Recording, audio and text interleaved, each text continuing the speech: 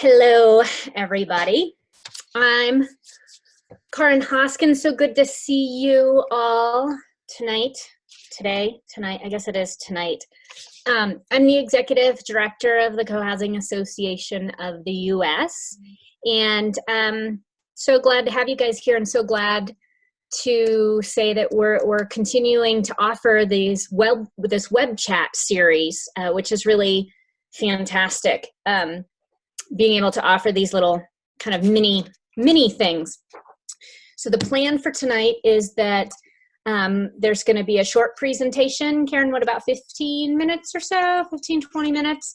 And then it'll be open to questions and discussions. So our speaker tonight is Karen Gimnig. She is the Assistant Director of the Co-Housing Association of the U.S. So she and I work together all day, every day, doing all kinds of stuff.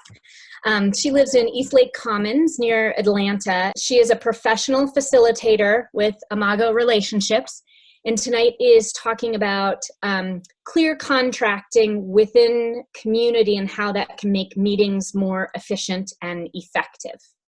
So, Karen, welcome. Thank you. Thank you. I'm going to share my screen. I've got a few slides to share here.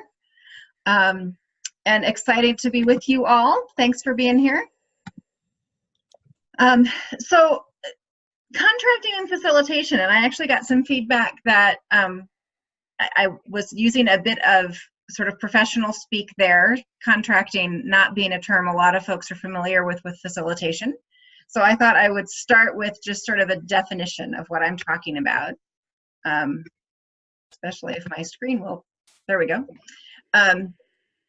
So contracting really is more or less what it sounds like. It's making an agreement with a person or a group. And some examples of what that might look like in a community kind of situation or in a meeting when you're facilitating would be getting consent on an agenda, getting agreement about what the length of the meeting might be, what sort of facilitation method you're going to use, how much time you're going to spend on a particular topic, things of that nature. And I'll talk in more detail about those as we go. But that's what I mean when I say contracting in a facilitation context. That's what I'm talking about. I want to pause just and mention relationships, because this is sort of my assumption in terms of any work that I do in community, is that relationships are the primary objective of every community. So that's my assumption.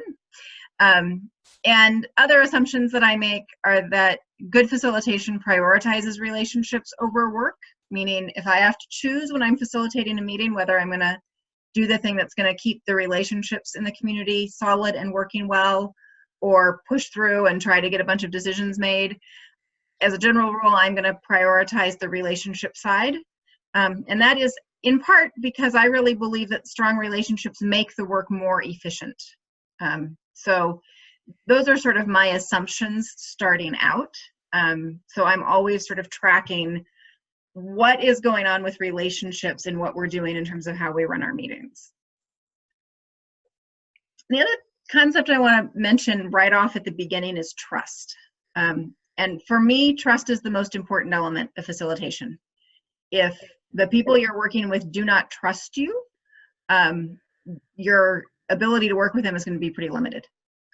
It's an essential piece of safety. So if there isn't trust, you're going to need to go back and work on that some before you're going to get very far. And contracting is a big part of that, I think. And the last sort of major concept I want to talk about before I get into more of the nuts and bolts is the concept of power. We tend in community to want power to be equally distributed, and it's not, is sort of the short version. There is always people that have more power or less. And in community, the way power shows up is, the sort of definition I like to use is that power is the ability to influence others. And so that shows up a lot in community.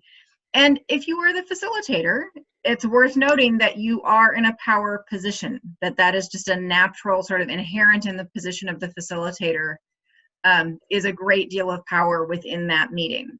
And so you want to know that and hold that carefully, and just have that consciousness. And there may be other power holders in the meeting for various reasons, but knowing that that's a piece of being the facilitator. There is a recent book and some articles out there under the title of The Power Paradox. And I don't know if I'll say this guy's name correctly, but Dr. Keltner is the author. And I put this quote in here because I think it helps us think about facilitating and what happens to us as facilitators relative to this power position. And what he says is, we gain power and the capacity for influence through social practices that advance the interests of others, such as empathy, collaboration, open-mindedness, fairness, and generosity. And I'll pause there and note that I think those are excellent qualities to have in a facilitator. And then he says, and despite all of that, and yet, once we gain power, success, or wealth, those very practices vanish, leaving us vulnerable to impulsive, self-serving actions and empathy deficits that set in motion our fall. And I think that also can happen in the facilitation context, so that we get into this position as a facilitator where we've been given that position and the power that goes with it by the community or by the committee that decides facilitators, however that happens. Once we're in that position for various reasons, we can get pretty attached to that, and it can lead us astray. And so what I call the facilitator's paradox is that you begin a meeting with this implicit contract. So probably nobody quite said it out loud, but that you were, for whatever reason, you were assigned that role of facilitator by the community. And everyone walking into the room is expecting you to stand up at the front and say, we're going to do this next and that the next and whatever. So there is that expectation is already there. And with that comes a sense of responsibility for getting the work done, for keeping the meeting running. And inevitably, if you facilitate long enough, I can guarantee that at some point the community is going to challenge the facilitator. You will be challenged, and people will say, wait, why are we doing it that way? Or I think we're spending too long on this. Or you shouldn't be facilitating because you have an opinion about this. Or wherever that comes from, there's going to be pushback against this role that you've been given. And I think there is this instinctive piece that when that happens, we want to defend that power because we feel the responsibility that goes with it. And as soon as we do that, we begin to lose our influence in the community. So there is that power paradox, I think, plays out pretty consistently. And so the contracting piece comes in because we want to disrupt that pattern. We want to get to a place where when we get challenged, because that's going to happen, we kind of know what to do with that challenge. And so what I recommend is really clear, transparent contracting. So as I said, when you walk into the room as a facilitator, you have an implicit contract. You're going to stand at the front of the room and you're going to say, we're doing this next, and this person's going to talk next, and that kind of thing. And there's probably an agenda. You want to make that implicit contract explicit. So you want to name particularly the agenda and get consent or consensus around that agenda. It doesn't have to be a formal consensus round or recorded as a consensus decision, but you do want to get agreement in at least an informal way. You want people to have had an opportunity to say, wait, no, we need the agenda to be something different.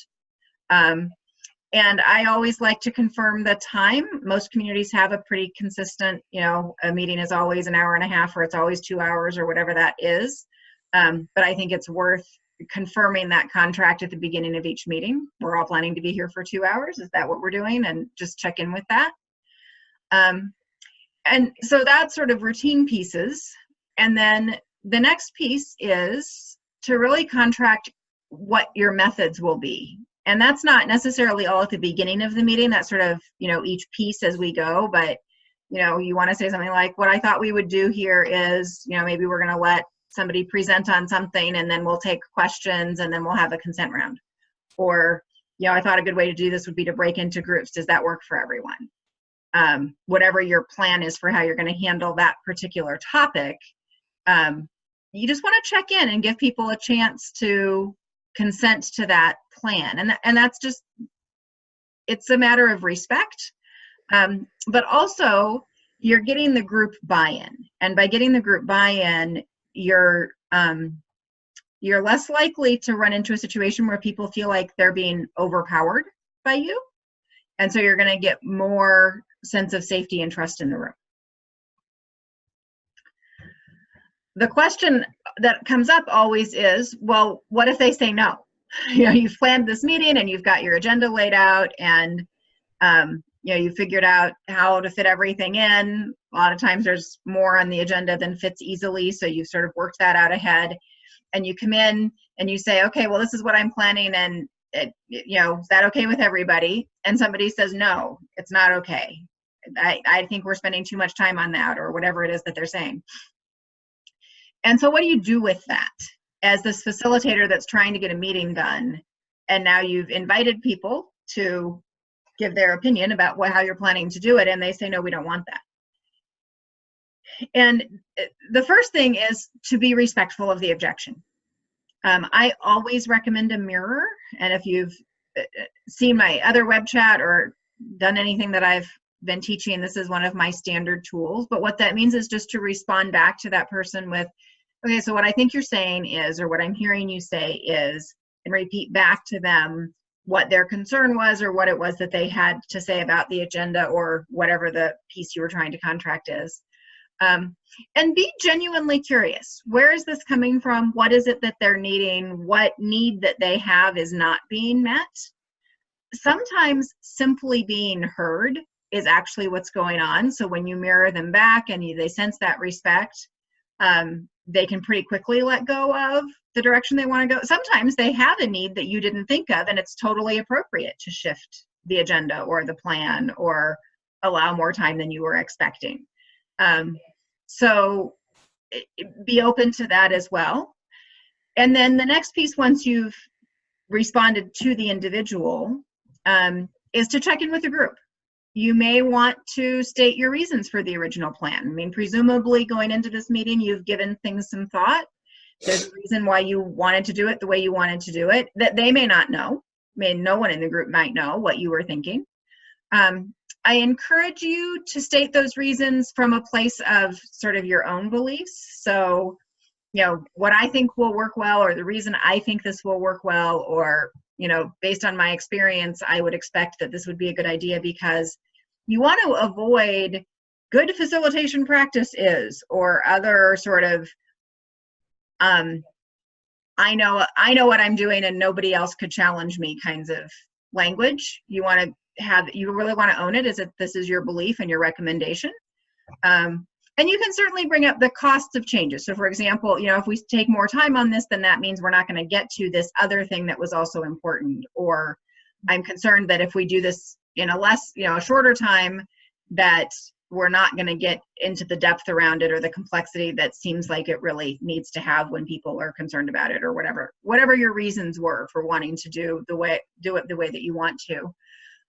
You can share those, but again, you want to share them from a place of a certain amount of humility and really owning that they're your own beliefs, and not do the sort of I'm the expert, so you have to listen to me and I must be right kind of language, which, by the way, is such a natural part of our culture when we get challenged that it's pretty normal to go to that expert kind of talk. So I just will encourage you to avoid that. And then check in with the group to see what the group wants to do. This does not have to be a sort of standoff between you and the person objecting. You really want to check in with the group. And if the group really wants to go the other way, you want to keep in mind that this is not your meeting, this is the meeting for the group. And if there, you know, is a desire to shift, then you want to be open to that.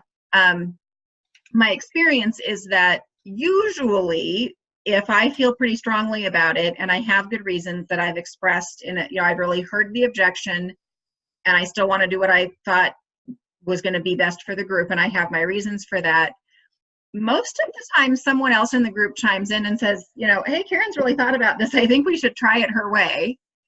So usually some sort of support comes up. And at some point you can sort of seek consensus again and sort of check back in with the person who brought the objection and say, would you be willing to, try this, let us try it out this way, see how it goes, and then we can evaluate it at the end, or or would you be willing to do it if maybe we just did it for 5 minutes less, or what, just whatever makes sense given what their objection was and what you feel like was best for the meeting. But in the end, you want to be in that consensus place around it so that you're doing what the group feels like is right for the group. And hopefully there's enough respect already built in that that people are willing to say, hey, this is the person who's really given this some thought and made a plan, and generally groups will go along with that. If they're not, I'd get real curious about what's going on that they're not. And you may have a deeper problem you want to sort through. I want to talk a little bit about natural defenses. So this is that moment that happens when you've put all this work into planning a meeting and you go in and you're ready to have your meeting, and then somebody says, no, wait, I don't think that's a good way to do it.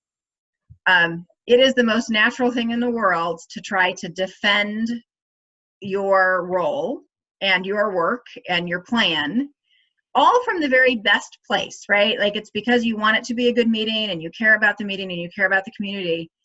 But I know how this goes because I've done it myself so many times. These are traps I've fallen into. It is completely natural when you have that power of the facilitator to want to hold on to it. And so I just want to name that as a normal thing so you can watch yourself for it. Some of the stories that I said we tell ourselves to retain our power, I could say stories that I have told myself when I was feeling threatened and wanting to defend my role. I've said, hey, I'm responsible for getting the work done at this meeting. I've got to stick to the plan or we're not going to get all the way through it. That tends to backfire because if I'm at odds with people in the meeting, as soon as there's a power struggle, that is now all that the meeting actually is going to be about, is the power struggle.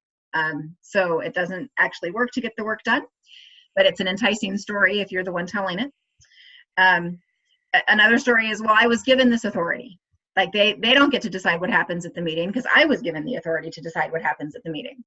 And again, that authority is only yours as long as the group is still giving it to you. As soon as there's a challenge, it's not likely to serve you well to hold on to it.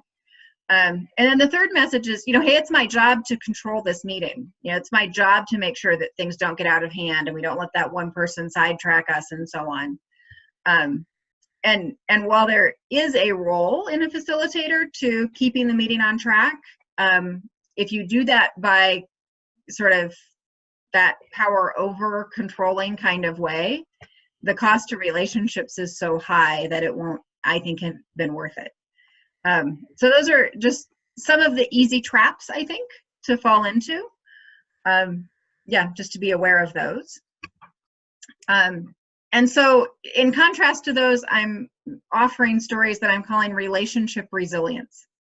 So when you find yourself in that position of being challenged and, having objections to how you're wanting to run the meeting and you're having to recontract things, some alternative stories that we can tell ourselves instead. One is that relationships are more important than getting work done at this meeting. Another is, I'm here to support the group in what the group wants to do. So that's shifting from I'm supposed to be taking care of everything to, hold on, I'm in a support role. I'm in a leadership role, but it's a support role. And then the third story is that my role is to build trust and safety for all. So if there's somebody that's objecting to something, there's probably a safety kind of need under that. And my job is to figure that out and help them feel safe and connected in the meeting.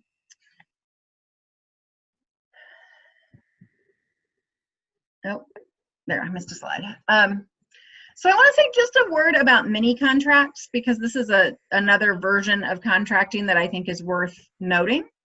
And mini contracts are just little tiny contracts that you might use throughout a meeting. And most often these are going to be things that really you're contracting with just one person around as opposed to the whole group. But when you're shifting something, when there's something someone might object to or not feel good about, Certainly, anytime you're going to put someone on the spot in any way, you want to get their permission to do that. So a few examples. One would be, hey, I want to follow this thread, which means I'm going to delay your turn. Is that okay with you? Most of the time they'll say it is, but it changes the whole dynamic of it if they know that, for one thing, you're letting them know that it was their turn, but you're also getting their okay to shift the order. So that would be an example of the mini contract. Another would be, I want to understand more about your comment. Is it okay if I ask you some questions? So that's that example where you're putting someone on the spot in a way, and you want to get their permission before you do that. That would also be true if you were wanting to do any kind of fishbowl activity or anything that's going to draw attention to a particular person. You want to get permission from that person before you do that. And another example and this is an example where you're probably talking to the whole group, but we're running short on time. Is it okay if we go over by 5 minutes or something like that? You want to check in with folks and not just assume that you can go over. People don't like to feel like they're being held captive. And sometimes they'll say, hey, I really can't stay. And sometimes somebody will say, I can't stay, but go on, but go ahead, that's fine. Other times they'll say, I can't stay. And then you've got to figure out what you're going to do about that, but at least you have that information to work with. A few final thoughts. Being prepared always makes contracting easier.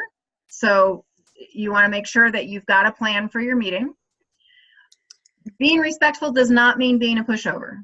You can still be the leader and the guide and the director of the meeting, while at the same time totally respecting objections to how you're doing it. Only contract that which you can deliver. So if you make a contract with someone around something like, we're not going to talk about that agenda item this meeting, we will put it on next month's agenda or something like that, don't say that unless you're really sure you can do it. Broken contracts will break trust, so you want to make sure. When you make mistakes, say so. So if you've contracted with someone, we're only going to do 20 minutes on this topic, and then you're going over, you want to pause at that 20-minute mark, or maybe 15 even, and say, hey, it looks like we're going to take longer on this, and need to shift this agenda time and recontract that. Or if you've missed someone in the rotation or whatever that is, you want to let them know. If you own it, then you'll probably get forgiveness for having broken a contract. And the last thing I'll say is, if you feel really vulnerable, you're probably doing it right. It is a scary thing to stand up in front of a group with a well-planned meeting and say, hey, is it okay if we do what I plan to do? Because people might say no. And then you've got to figure it out. And that is harder in some ways than going with sort of the script you had planned. But in my experience, it leads to much more effective meetings and much better relationships in the long run to have had that opportunity to talk back and forth. So that is what I brought as a prepared piece. And I would love to hear questions or thoughts or experiences, any of that. I think you did a great job of explaining this in a short period of time. I really admire that. I want to go back and think about all these things very carefully. Thank you very much. We'd have you here doing all of our meetings. Except for this month, we need a chainsaw, So thank you. Well, thank you. If you can keep that blue sky, I'll come anytime. All right. I have a question that what Dean just said made me think of something. So typically with just a standard, like a standard monthly community general meeting, we don't have a professional facilitator there. So it's somebody from process or whatever, however they are in the community, but there's generally a person or a group of people that are the ones that volunteer to facilitate the meetings, and they may or may not have facilitation experience. So my question is, well, I guess my first question is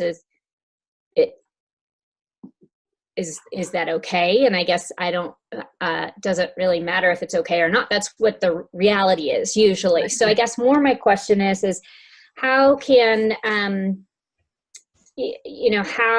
what contract or at what point is the contract identified so that somebody can be a facilitator, but also still be a participant because they're a community member. And so whatever it is that's being discussed, they will need to, take their facilitator hat off and chime in with their opinions as a community member. Mm-hmm. Yeah, I think that's one of the trickiest parts of facilitating co-housing meetings is that it's pretty much always a member of the community that's doing the facilitating.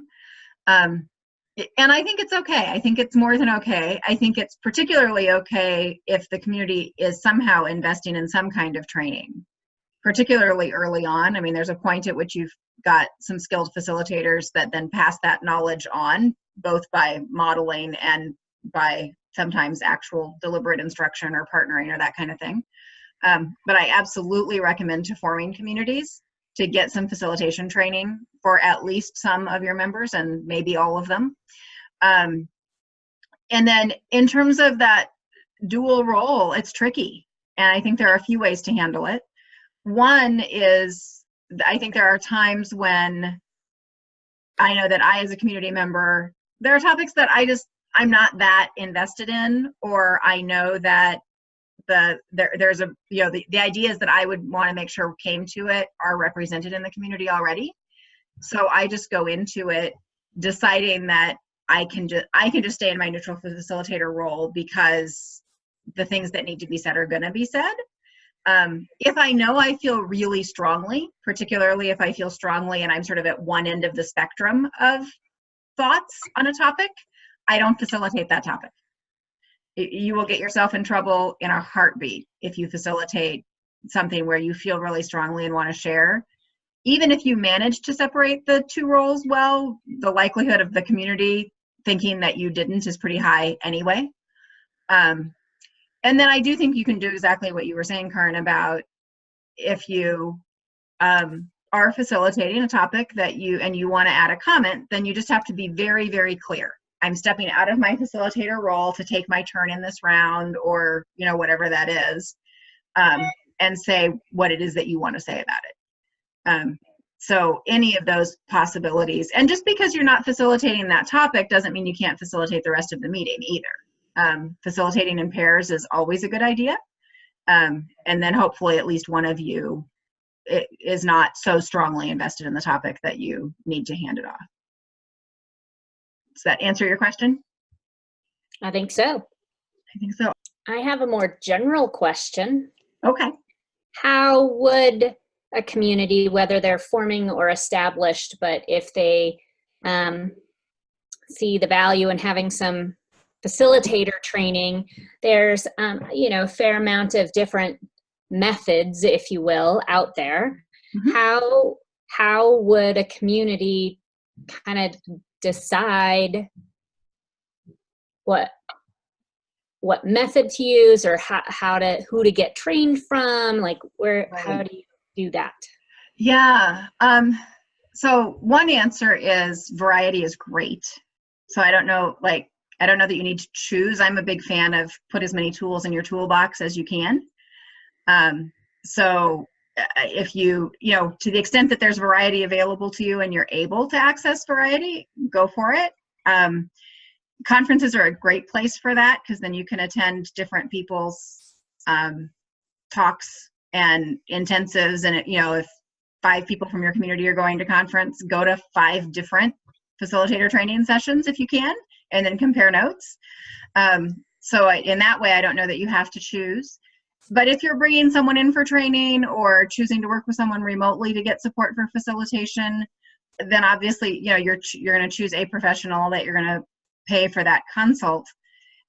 And you want to just go with a person that feels like they resonate with you, for somebody who fits your budget if that's a factor. If there's somebody in your local area, then that can reduce the cost and make it easier to bring them in more often if you wanted to. But anything that would, just get to know them. So again, conferences are a great way because pretty much all of us go to those, so you can get to know us. And I think the web chats are a really good way that you can get a taste of what is that person's approach and does it feel like it really resonates with you and that matches what you're looking for in your community. And then the other thing I'd say is reach out to whichever professionals you're thinking about. I know I certainly am happy to spend half an hour or an hour on the phone with a group to sort of talk through what their needs are and whether I think I'm a good match for that. If I think somebody else is a better match, I'll tell you that. And I think that's true of most of the process folks, that they're happy to talk to you and also will let you know if they think they're going to be a good match for what you're looking for.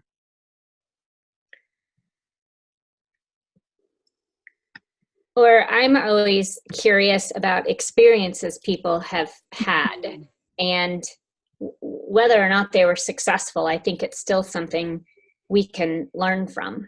Can I say something? Absolutely. Yeah.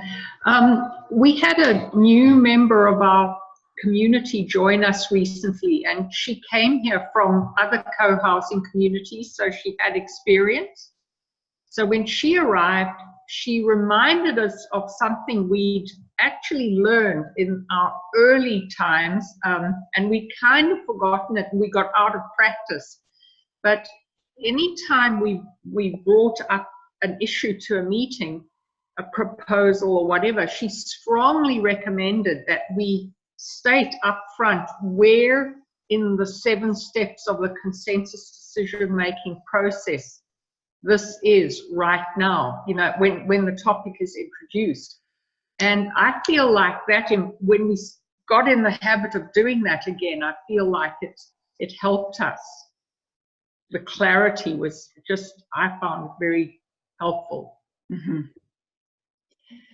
Yeah, that makes a lot of sense to me. And, you know, every community has their own version of the consensus process. So if yours is a 7-step process, that's great. And others may have other ways. But I absolutely think part of the prep for a meeting for any facilitator is to make sure you're really clear on what the process is and where you are in it and what your intention is for that meeting. Because if you have a proposal that you're working that's already been discussed at previous meetings, that's a pretty different meeting than if you're at a stage of we're just beginning to get ideas about this and then we're going to generate a proposal for another meeting. So I think what you're saying is exactly right on, and all of that clarity, it goes to safety, that sense of structure of we know what we're about, we know what we're trying to get done, we know what the boundaries around our conversation are within the structure that we've agreed. All of that produces safety and increases trust.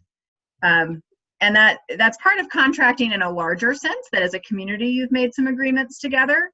And you always want to check back in with folks and make sure you're still all on the same page about that. Not that you'd necessarily change it on a dime, but if there are objections, you want to know that. You don't want people sort of grumbling along with something they think they're stuck with. But in general, those processes work really well. Unless there's somebody else who wants to ask a question, I would like to ask, I'm sure you could give a very long answer, but what facilitation approach would you use for a budget discussion initially to start with? Yeah. Wow. Yeah, there's a lot of answers to that. So, and it has to do in part with what your budget process is.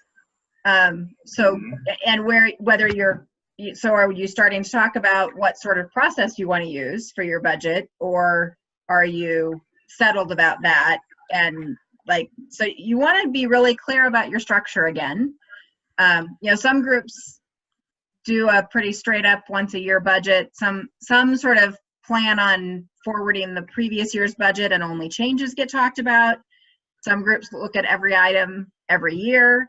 Some groups have a sort of a base budget that covers the sort of standard HOA types of things, and then a pledge budget that covers other pieces that, like social events and more co-housing specific kinds of things. So that's done on a pledge basis. So there's lots of ways about it. And so it kind of depends on which of those is your approach. And all of those have advantages and disadvantages, depending on what you're looking for. I always like to have some sort of values engagement around it. So I think it's easy to think of budget discussions as sort of this painful thing of what we're paying, how much money we have to give up as a cost kind of thing. And I think framing that with what are the things that we're buying that we really value? What are the things that make us really glad that we're putting this money in is a piece of the framing. And you want to keep it as relational as possible. That's another place where it's easy to forget that relationships are on the table, but they always, always are. So making sure that you're really making room for the needs that are behind some of the things. So, if people are really struggling financially, they need a time to say that. If people are really frustrated with, and fearful, the roof's going to fall in because we're not maintaining it as well as we should, they need a time to be able to say that. So I think also allowing enough time for as much disagreement as there can be. But in terms of an exact method, it kind of depends on where you are in terms of what the process is. But tons of clarity, and somehow to have enough time available in the meeting, and usually more than one meeting. Budgets are usually big items. Does that? Yeah. One other thing I'd say is if there's a particularly contentious thing, like I know in our community, we had a bad storm. I don't know if you remember a couple of years ago, there were multiple hurricanes that came through the South. So here we were in Atlanta and we ended up with no power for about 3 days. And after that, there was a big conversation about buying a community generator. And some people absolutely wanted it and some people were really opposed. And for that one, we had meetings that were just about the generator topic. So where if you've got a big topic like that, it makes sense to just do that as its own meeting, which may not be a general meeting and it may not be where a decision's going to get made, but where you got plenty of time to talk through all the ideas and concepts, and then that group can make a proposal to take to the general meeting. Yeah, my takeaway from that is that we should agree on process, and values should be infused into the discussion. Thank you. Totally agree.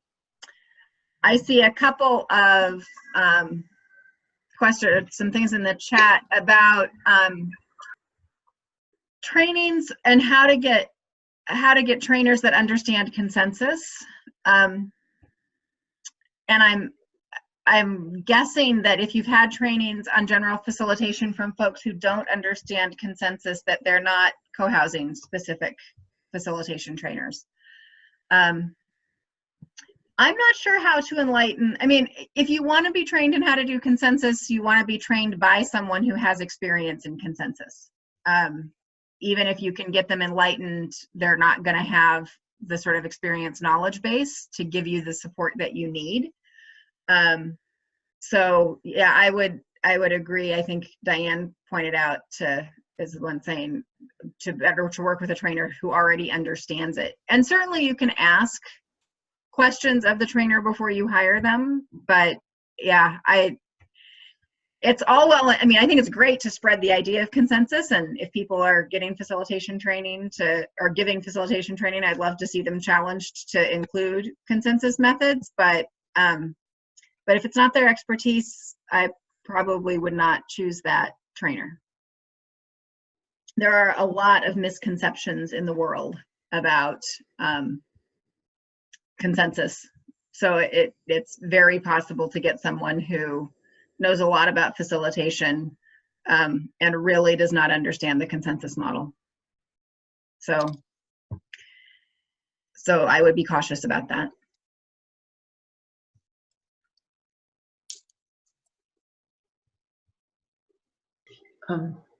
Yeah. Can I say something? Yeah.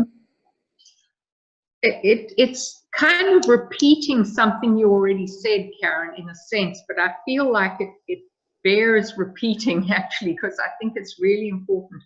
Like, we've lived here for 9+ years now, and before we moved in, we got a mission statement and vision statement and all that other kind of stuff, and that was great. But I'm feeling now like we really need to revisit that, because I just feel like it informs everything. It's just so important to be clear about what our mission and vision are, because it actually doesn't matter what we discuss in a meeting. It goes back to that. And I feel like we've grown a bit fuzzy about that now. And, you know, I'm eager to revisit it and get clarity again. Yeah, I'll just say that. I think that makes a lot of sense. Most mission and vision statements are initially drafted before move-in, and appropriately. I mean, that's a great thing for forming communities to do. I highly recommend that. And then often communities get busy moving in and getting settled, and you know, and sort of don't look at it again for a while. And I think that mission and vision can look pretty different. I think co-housing changes people in pretty phenomenal ways. I think it's one of the reasons we need more co-housing in the world. But also that having had the experience of living in co-housing, I think a lot of groups might form or frame or experience their mission and vision differently, and not because they've abandoned it or don't value the same things, but because the way that you see them and experience them and apply them in community is different. Based on the lived experience of sharing together. I think very few of us move into co-housing with as much understanding of sort of what we're getting ourselves into. I think usually 5 years in, we all look back and go, wow, I didn't quite know how much I had to grow and learn and figure out about this community living thing, or how rich and wonderful and meaningful it could be. So I think it makes sense to revisit, and even if you're not changing anything, to relook at how do we live this, right? So we know this is our mission and our vision, but what does that look like in our budget? What does that look like in our activities? What does that look like? You know, does that shift how we think about doing meals, or does that shift how we think about sharing our property with the broader community, or whatever those things might be, with actual policies and examples in play?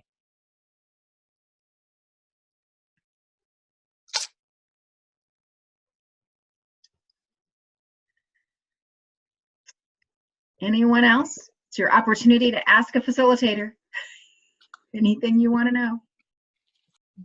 So since no one else is talking, I'll just take the opportunity of saying this, that I just want to thank you so much, Karen and Karen, and not only you two, but all of the other presenters who've been involved in the series, because this has been just the most fabulous opportunity to plug into, you know, gurus of co-housing, and you know, to have access to you guys.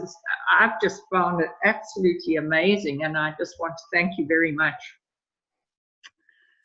Well, thank you for saying that. I certainly feel that way about all the presenters that I've been able to, well, and I hear them all, because if I'm not there for some reason, I'm doing the recordings. So I've seen them all, and there is just such a rich resource in the co-housing world.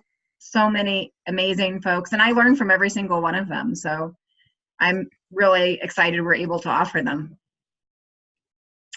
And you all make it way more fun, I will say. Those of you, particularly those who've been coming really consistently, it's so fun to see you week after week, and having folks to join the conversation definitely makes it more fun. So thank you for being here. Well, if nobody else has any other questions, Karen, do you want to talk a little bit about, I mean, the web chat series is going to continue, and I'll let y'all know what's next, but you are offering a couple things at the Portland conference. Do you want to just share really quick what those options are? Yeah, so I'm really excited about the conference. I think Portland is going to be a lot of fun. I'm so impressed with the program. Our conference team has done an incredible job. And registrations are going incredibly well also. So I think there's going to be a lot of people there, and it's going to be really fun. If you haven't registered, I'd encourage you to do that. I'm doing a full day intensive talking about sort of relational practices and how to facilitate good relational experiences. So using more of with the mirroring skills and how to do more of that in groups to have those more values-based and deeper conversations. So there's that on Friday, I believe.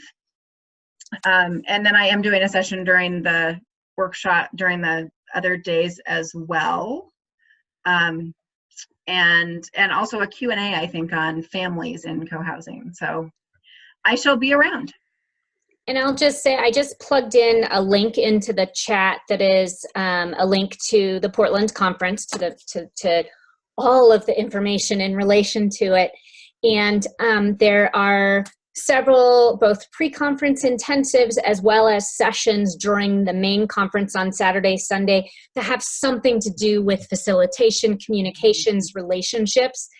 And if you're trying to figure out if you want to consult with a professional and you're not really sure kind of which one, as Karen was saying, that could be a great way to do that, as well as there's going to be a ton of just like networking opportunities as well. So, and I'll just say that, so that conference is June 1st and 2nd in Portland, Oregon. The pre-conference stuff is May 30th and 31st. And the early bird discount for the conference registration ends midnight on Tuesday, next Tuesday. So that's the 19th. So, and it's a pretty good deal. So you guys should check that out. A couple of other announcements I'll just make really quick. Also coming up is Open House Day. And so that's the opportunity nationwide on Saturday, April 27th. And it sure would be fun if Canada got in on that as well. So it's a day, it's once a year. And the idea is that co-housing communities all across would open their doors for a morning or an afternoon of that day and just welcome people in so they can, see the common house, see what the community is like, chat with some people. Some communities choose to do things like rent a bouncy castle or fire up the popcorn machine, and some just simply just welcome people in. And it's just kind of, letting people know a little bit about co-housing so that we can continue to spread the word. So, and I will put in the chat information on that as well. Open House Day. There's that. So the next web chat scheduled is Wednesday, March 20th, and that's Crystal Farmer, and she's going to be talking about housing segregation and its impact on co-housing, which I think will be pretty amazing. And I will plug that in here to web chat, and all of this information is available on the website as well. So you can find that. So does anybody have any other questions for Karen before we kind of wrap it up for tonight? Well, thank you guys so much for being here. And Karen, thank you so much for your time and your knowledge. Super helpful. And yeah, some good information. So the web chat series is offered for free to anybody who gets a hold of the link and can sign on. The recording and the Karen's slideshow will be posted on the web chat page on the website, usually within 24 to 48 hours. It just kind of depends on the recording. So that information will be there. It does take some staff time for the web chat series to be organized and scheduled in the recording. So we always welcome donations for that. I plugged in a link to that as well in the chat. And let's see, is there anything else? Do I need to, that's what my notes say. I think you got it. Okay, you got it. So this information will be on the website, and we'll hopefully see you all next Wednesday.